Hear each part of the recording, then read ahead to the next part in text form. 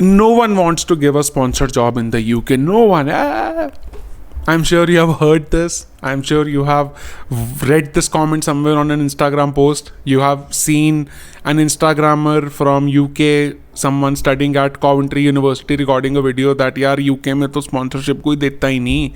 And I am sure that you have read it somewhere for sure. And in fact, the data also is, pretty much on the similar lines. The Migration Advisory Committee report that was published on May 14, 2024, it actually mentioned that only 30% of the people who entered UK as students were able to transition to a skilled worker visa, right? In this video, I want to break down why people are not able to get a skilled worker visa. 2, who can offer a skilled worker visa? 3, what can you do today as someone planning to study in the UK, or when you will be going to the UK in a couple of months, couple of years, whenever. Make sure that if skilled worker visa is one of your goals, what are the steps that you can take to maybe reach that goal better and faster. Before we begin, please hit the subscribe button. You won't find content like this anywhere on YouTube.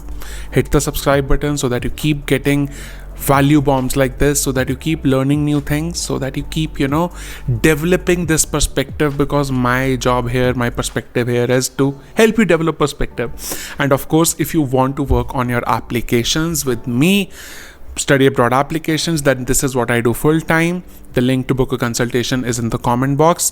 Do book the consultation. I would love to speak to you. So let's now dive into the video.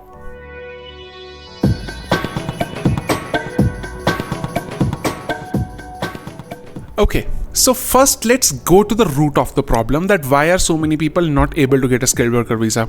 See guys, simple truth, most of the people do not deserve it. Now, I might be sounding a little rude, but you need to understand one thing. Employers in the UK would always prefer hiring someone from the UK, someone who is born and brought up in the UK. And let's just, try to understand it like this. Let's say if you're from India, you have a company in India and you have 2 job applicants. One is from Bangladesh, one is from Nepal, and third one is from India, right? Automatically, your preference would be to hiring someone from India. That's obvious, because you will be able to talk to them better, you will be able to resonate with them, you will be able to build rapport with them. It's a very natural human tendency, right?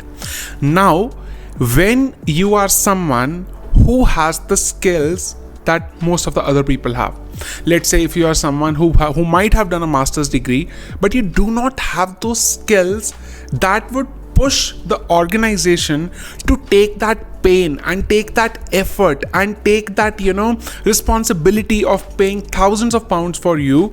In certain cases, the organizations just take that money from the candidates itself, which is illegal though, but it happens, and it practically happens a lot. But you still need to be at that position in terms of your skills, that the organization that you are working with, or the organization that you are about to work with, they are like, we need this person at any cost. That's it. If you are able to build your profile to this particular level, that okay, we need this candidate no matter what, even if we have to spend 5,000, 6,000, 10,000 pounds on them, it's all right, we will spend it. But do you have that profile? That's the question. Do you have that profile?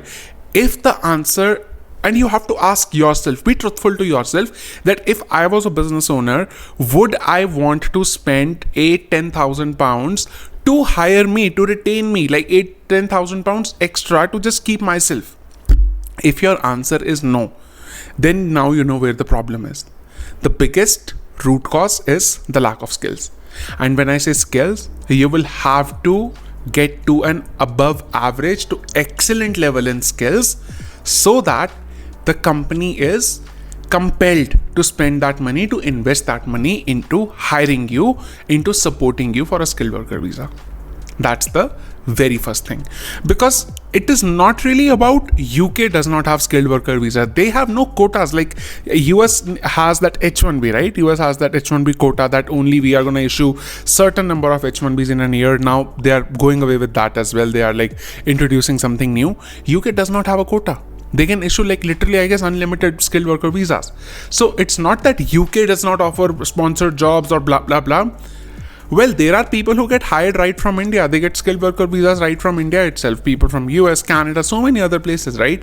So if you are, yet again, as I keep on saying this every time, if you are going to a good university and with that you have great skills, great projects, that the management in the company is able to see that, oh man, we need this person, that is when you are opening your pathway to a skilled worker visa. Otherwise you are not.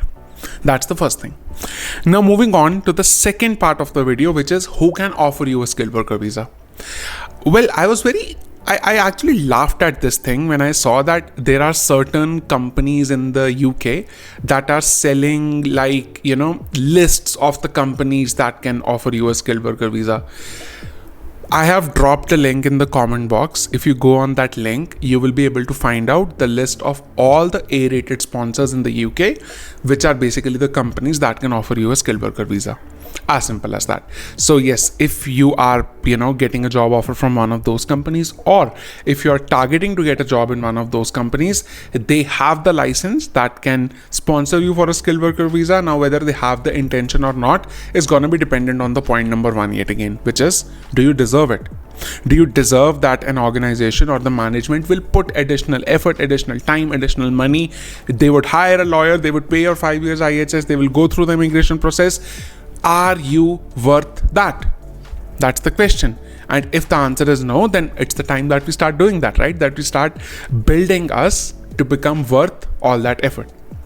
Now, the third thing is, what can be a strategy with the help of which you can actually plan your skilled worker visa, right? What are the steps that you can take to plan that, you are able to successfully land a skilled worker visa?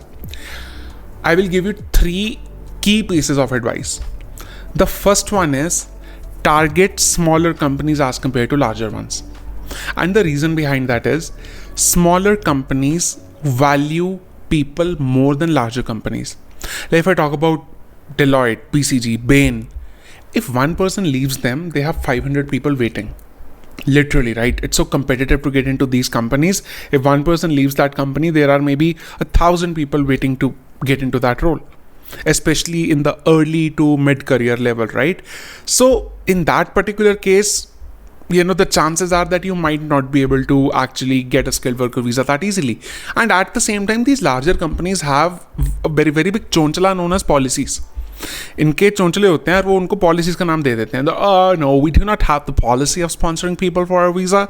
They will just, say that. The HR is going to say that to you. They will move on to the other 100 people that they have.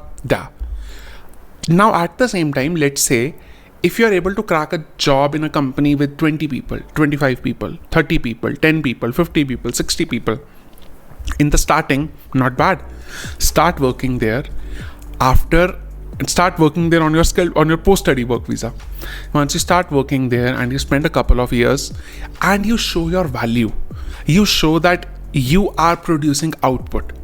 You show that if you're getting paid £35,000, you're giving them the output of £200,000 or even £100,000 for that matter. If you're able to showcase that value, most of the companies will want to put in the effort. I have a success story of a student. He was working for a tech startup. The tech startup actually applied for a sponsor license so that they can sponsor the student. They did not even have the license at that time. They applied for the license so that they get it, and then once they got it, they actually sponsored that student. Why? Because he was adding that value. He was adding that value of maybe hundreds and thousands of pounds. And, looking at his salary, the company management knew that, okay, if we let this person go because of this stupid thing known as a visa sponsorship, it's going to be very hard to find someone that would be able to replace this person. So this is where the equilibrium has to be found, right?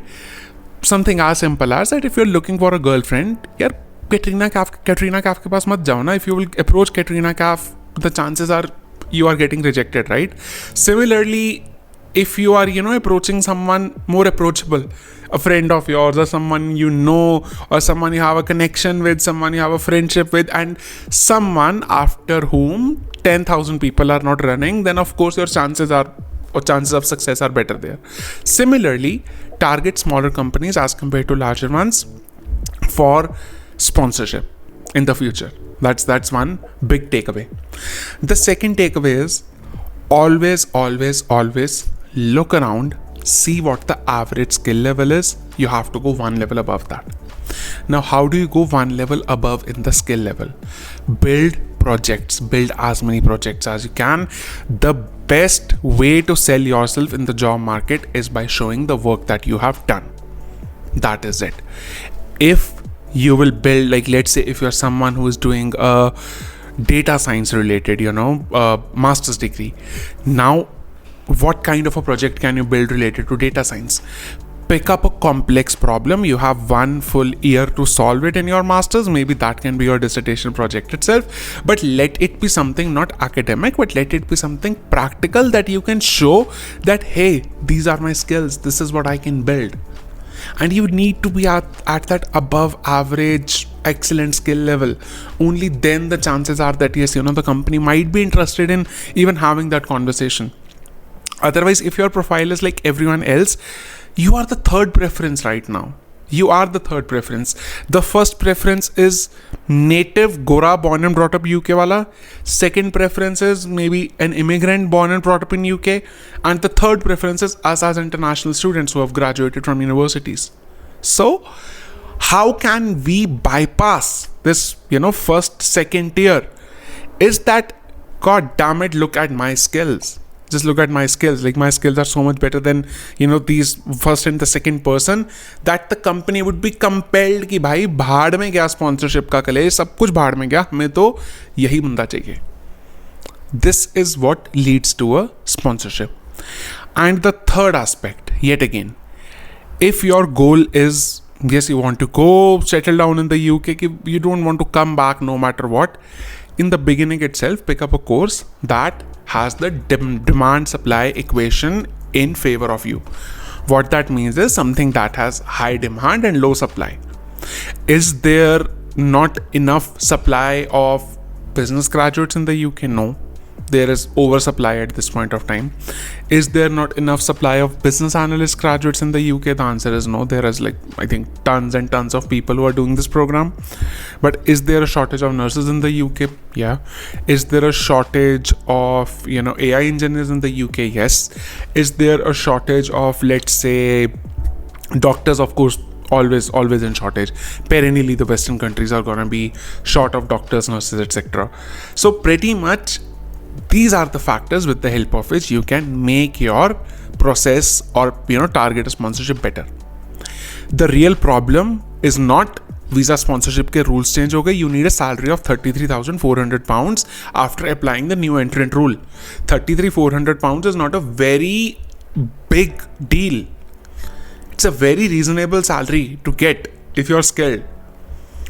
People are getting 50, 55, 60,000 pounds as well. The ones who are skilled, graduates from top universities, who have presented themselves best, who have done the networking, they are getting job offers around this range as well. But yet again, you need to be that person on which the company would want to put the effort in. The problem is not external. The problem is not UK. The problem is not companies. The problem is not anything else. The problem is we need to build our skills. And the best part is, problems like these are solvable problems. Like, when a problem is in your control, it's always better. When the problem is not in your control, that is when the issue is, right? So thank you so much. I hope this video helped you develop some perspective and it helped you give some motivation that push yourself. The world has changed. There is no place for mediocrity right now. Enough people already in the market. Now, it is not about just being someone in the market. It's about being the one in the market. Thank you so much. Have a lovely rest of the day. And don't forget to subscribe to the YouTube channel. Bye-bye.